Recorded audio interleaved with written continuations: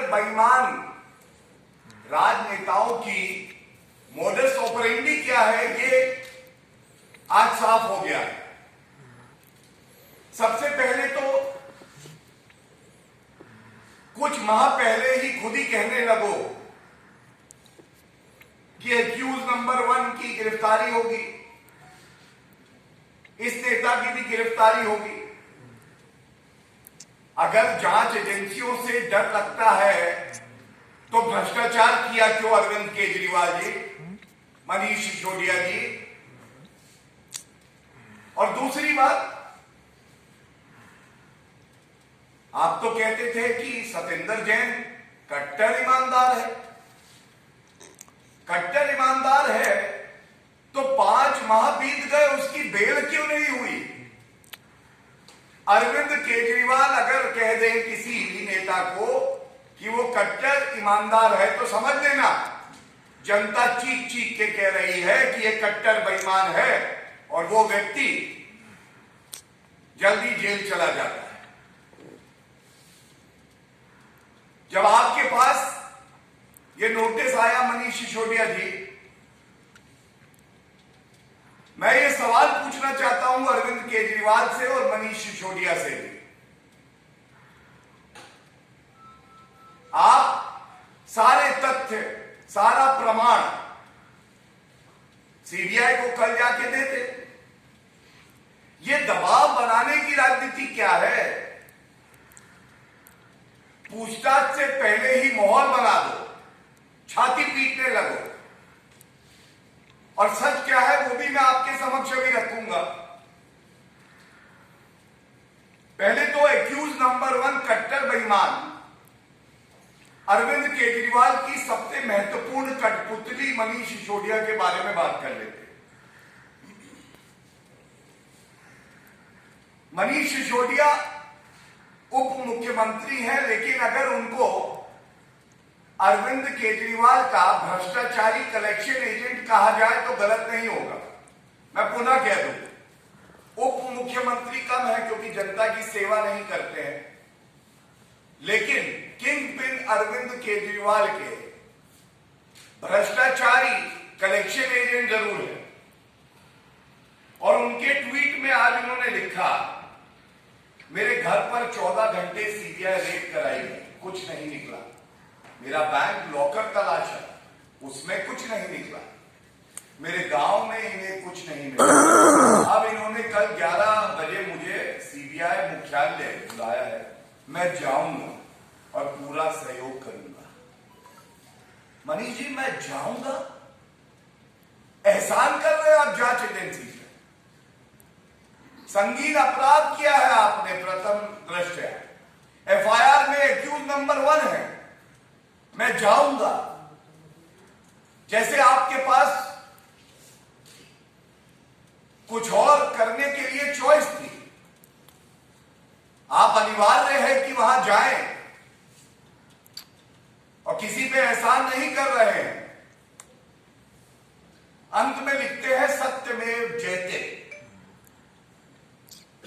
कट्टर बेईमान भ्रष्टाचारी भी अब सत्यमेव जयते लिखने लगे और जनता कह रही है सत्यमेव जयते नहीं, भ्रष्ट जेल जायते। भ्रष्ट जेल जायते। करोगे भ्रष्टाचार तो जेल ही जाओगे। ये जो नौटंकी है, छाती पीटना है, दबाव बनाना है, इसको बंद कर दो। अब अरविंद केजरीवाल जी भी आ गए। खुद की तुलना आजकल भगवान से करते हैं, ईश्वर से करते हैं, लेकिन आधुनिक युग का भ्रष्टाचारी कंस कोई है? कंस आप समझ गए ना? आधुनिक युग का भ्रष्टाचारी कंस कोई है तो वो अरविंद केजरीवाल ही हैं। इन्हीं के इशारे पे सारी कठपुतलियां इनकी तिजोरी भ्रष्टाचार के रुपए से भर रही है। और अरविंद केजरीवाल जी, आपको शर्म आनी चाहिए। आप अपने भ्रष्टाचारी मंत्रियों की तुलना वीर भगत सिंह जी से करते हैं। जिन्होंने देश के लिए अपनी जान दे दी, और आप लोगों ने भ्रष्टाचार कर करके जनता की जान में आफत की हुई है, और दोनों की तुलना करते हैं। और उसके बाद इनका भी एक ट्वीट आया है, विचित्र ट्वीट है, पता नहीं कौन आजकल कमीशन पे इनको सलाह देता है। जेल की सलाखें और फांसी का फंदा, भगत सिंह के बुलंद इरादों को डिगा नहीं पाए। अच्छा अच्छा, अरविंद केजरीवाल जी, ये तो भारत का कानून भ्रष्टाचार के लिए फांसी की सजा नहीं देता। अगर देता होता तो कितने फंदे होते देखिए आप। ये आबकारी नीति का भ्रष्टाचार पहला फंदा, हवाला का भ्रष्टाचार दूसरा फांसी का फंदा, low floor DTC bus camp एक और फांसी का फंदा होता, वक्फ की जमीन भी आप बेच के वहां भी घोटाला करते हैं कट्टर बेईमान अरविंद केजरीवाल, एक और फांसी का फंदा, बच्चों के क्लासरूम बनाने में भी आप भ्रष्टाचार करते हैं, यह भी एक फंदा, टॉयलेट्स को क्लासरूम समझ लेते हैं। यह स्पष्ट कर देता है कि अरविंद केजरीवाल बहुत घबराए और डरे हुए हैं, और डर की ही वजह है जो महापुरुष रहे हैं, जो पूजनीय हैं, जो आदर्श हैं हमारे देश के लिए,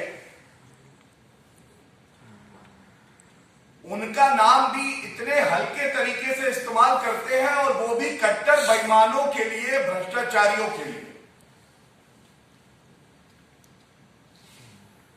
देखिए, इस मंच से हमेशा जनता के सवाल हमने पूछे हैं, और आज भी एक बात मैं कहना चाहूंगा। हम सब जानते हैं सीबीआई ने एफआईआर करी थी जिसकी तारीख थी 17 अगस्त 2022। इसमें एक्यूज नंबर 1 मनीष सिसोदिया है। एक्यूज नंबर 1 सबसे बड़ा भ्रष्टाचारी अरविंद केजरीवाल के बाद मनीष सिसोदिया। आज ये सवाल हम आपसे पूछ रहे हैं, ये ट्वीट आप खेल रहे हैं। 2 माह का समय कट्टर बेईमान मनीष सिसोदिया को मिला। आप कह रहे हैं जांच एजेंसियों का दुरुपयोग होता है। अरविंद केजरीवाल जी, न्यायालय में आपकी आस्था होगी ये उम्मीद करता हूं, क्योंकि आपने संविधान की शपथ ली है। ऐसा क्यों है कि 2 महीने बीत गए लेकिन मनीष सिसोदिया न्यायालय का दरवाजा नहीं खटखटाते? ये जो सारे आरोप है ये बेबुनियाद है, झूठ है, राजनीतिक द्वेष के कारण लगाए गए हैं, इन सबको रद्द किया जाए। ऐसा क्यों? अगर आप वाकई ईमानदार होते तो किसी भी ईमानदार नागरिक की तरह जब उसको प्रताड़ित किया जाता है तो सबसे पहले वो न्यायालय जाता है, और न्यायालय गुण दोष के आधार पर फैसला देता है कि मुकदमा चलना चाहिए या नहीं। लेकिन आपने ऐसा नहीं किया। तो सारे संकेत यही कह रहे हैं कि जब आबकारी नीति की बात होगी, जिसको आप कहते थे बड़ी अच्छी नीति है, और उसके बाद उसको वापस ले लिया, जिसमें हमने आपसे सवाल पूछा कि आपने अपने मित्रों के साथ जो भ्रष्टाचार किया, कमीशन को 2% से 12% करके और किक बैक लिया। Arvind Kejriwal prima facie took a kick back, and the people of Delhi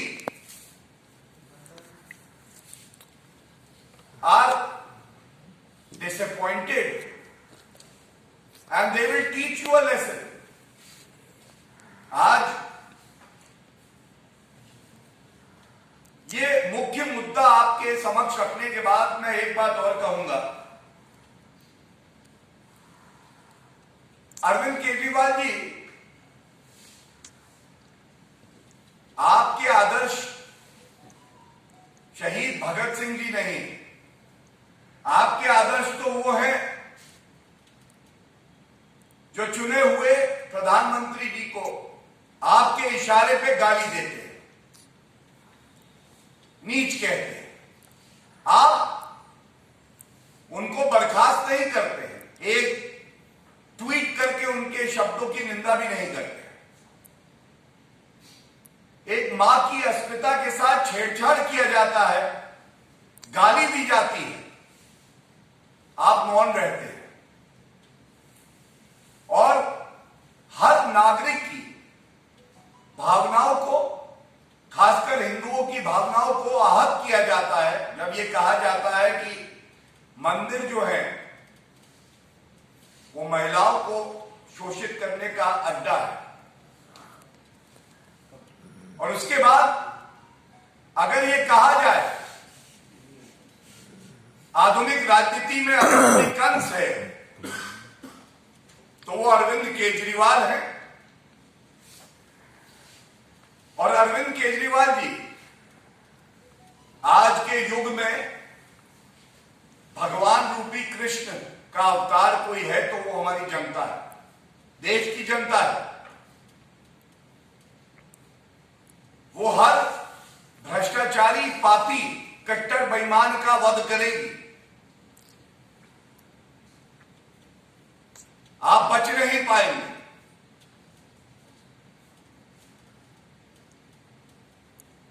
बस अंत इस बात से करूंगा, जांच एजेंसियों पर दबाव मत बनाइए, गलत बयानी मत करिए, खुद को सर्टिफिकेट देने की मशीन मत बनिए। इस देश में न्यायालय है, वो इंसाफ करते हैं। देश की जनता है, वो आपका भ्रष्टाचारी रूप देख रही है। और अंत करूंगा इनके लिए कह के, जैसे जैसे सीबीआई का फंदा कसे, जैसे जैसे सीबीआई का फंदा कसे, अरविंद केजरीवाल भ्रष्टाचारी की राजनीतिक जमीन धंसे। और इसीलिए आप तथ्यों पे ना बोलकर अनर्गल बातें करते हैं, जांच एजेंसियों पे दबाव बनाते हैं, और जितने आपके नेता हैं आप ही के इशारे पे देश के चुने हुए प्रधानमंत्री को भी गाली देते हैं, एक महिला को गाली देते हैं, हिंदू समाज को गाली देते हैं। धन्यवाद। कोई प्रश्न हो तो पूछ सकते हैं। Any question? केजरीवाल 3-4 बयान आ गए गोपाली डालिया के, लेकिन केजरीवाल की तरफ से आखिर क्यों नहीं उसकी निंदा की जा रही है? कार्रवाई तो ठीक है नहीं कर रहे, लेकिन निंदा भी नहीं कर रहे हैं, उसको खारिज कर रहे हैं, कोई सख्त एक्शन ले रहे हैं। वजह क्या सकती है कार्रवाई न करने के पीछे? देखिए, अरविंद केजरीवाल जी के इशारे पे ही ये सब होता है। और गुजरात मॉडल ऐसा विकास का मॉडल है, पारदर्शिता का मॉडल है, ईमानदारी का मॉडल है कि उसका तोड़ कट्टर बेईमान अरविंद केजरीवाल के पास नहीं है। और इसीलिए चाहे दिल्ली हो, चाहे पंजाब हो, चाहे वो जहां भी भ्रमण करते हैं, वो कभी दिल्ली मॉडल क्या है वो नहीं बताते। उनके नेता उन्हीं के इशारे पे केवल गाली देते हैं। राजेंद्र गौतम को मत भूलिए, आज भी इस पापी आप पार्टी से वो निष्कासित नहीं किए गए। और मैं इतना ही कहूंगा, जैसा मैंने पहले भी कहा आज के दिन जो हमारी जनता है, जो नागरिक है, यही भगवान कृष्ण के अवतार हैं। जो व्यक्ति भ्रष्टाचार करेगा, पाप करेगा, उसका वध कोई करेगा तो वो जनता करेगा। Gaurav, since the case has been filed against Manish Sisodia, we have seen how Aam Aadmi Party have come out and they basically said that it's all been done keeping in mind the Gujarat elections. They have not at a single time condemned what is being done in this particular excise policy. In fact, again today they have said that Gujarat elections are nearing. Manish Sisodia had to go over there and campaign, and that is why again Manish Sisodia has been summoned by the CBI and he might be arrested. I have a few points to make. First of all, it doesn't matter what an accused, who's number one, the prime accused is saying. Because ultimately, what matters is what the court of the country is saying. What matters is what is the thought process and the perception of the common man for the Aam Aadmi Party. And let me also tell Mr. Manish Sisodia, accused number one, and the most corrupt Indian politician Arvind Kejriwal, don't give yourself too much importance. That because there are elections in one state, thus the investigating agencies are acting. Because we all know you have been going to various states and your performance has been dismal. People have booted you out, they have rejected you. And in the end, the most pertinent question that needs to be asked by all the journalists of the country to Arvind Kejriwal and accused number one Manish Sisodia. If you feel this is a case of political vendetta, I have the copy of the FIR dated 17th of August 2022. Is it not relevant to ask Arvind Kejriwal? You had ample time in hand. Why did you not move the court and get the FIR quashed? दूध का दूध और पानी का पानी हो जाता। राजनीतिक द्वेष से अगर ये एफआईआर हुई है तो जिसने कराई है उसके मुंह पे तमाचा होता, लेकिन आज मुंह पे तमाचा उसके नहीं है, क्योंकि अगर ये एफआईआर हुई है तो इसमें तथ्य है, प्रमाण है, प्रथम दृष्टया, और आपके मुंह पे भ्रष्टाचार की कालक है। मैं संपादक योग दर्पण तिलकराज रैन बोल रहा हूं। ये जो आपके पाप हैं, इन सब चीज़ों को विभिन्न राज्यों में चुनावों के अंदर जब केजरीवाल एंड पार्टी वहाँ अपना झूठ बोलते हैं तो उस वक़्त वहाँ पर इन चीज़ों को जनता के सामने स्पष्ट लाके और इस आपके पाप को वहाँ पर स्पष्ट किया जाना चाहिए। देखिए, आपकी जो बात है, आपका भाव है, मैं एक बात जरूर कहूंगा, ये पापी आप कई प्रदेशों में चुनाव लड़ने गई थी, जमानत जब्त हो गई, और ये स्वयं को बहुत महत्व देते हैं, लेकिन आम जनता की आंखों में आज ये भ्रष्टाचारी हैं, कट्टर बेईमान हैं। और आप सब जानते हैं कि आदरणीय प्रधानमंत्री जी के नेतृत्व में जो सरकार है, भ्रष्टाचार के प्रति उसकी पॉलिसी है जीरो टॉलरेंस फॉर करप्शन।